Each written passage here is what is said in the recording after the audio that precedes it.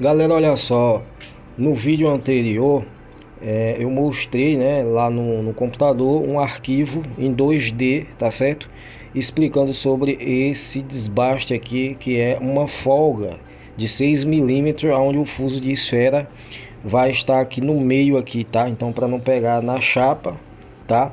E lá no percurso dava a impressão que esse desbaste seria na parte de cima, tá? Onde eu fiz aquela usinagem para botar as barras, as guias, né?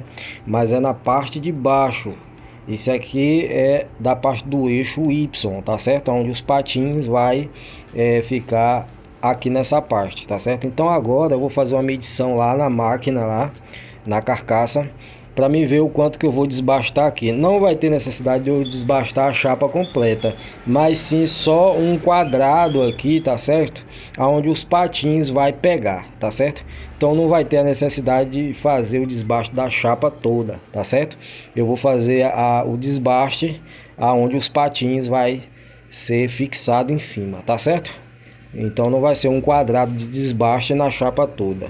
Um quadrado não, um retângulo, né? Que aqui é um retângulo.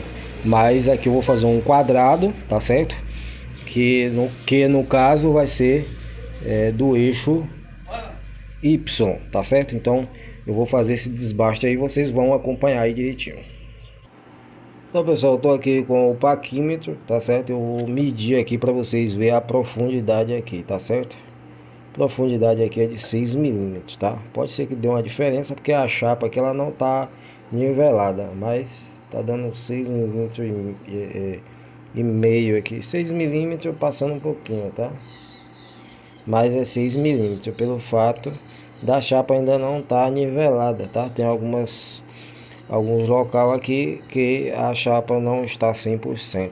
Eu preciso pegar o lugar mais alto para mim fazer o ponto zero, para poder fazer o desbaste, tá certo? Então vamos lá.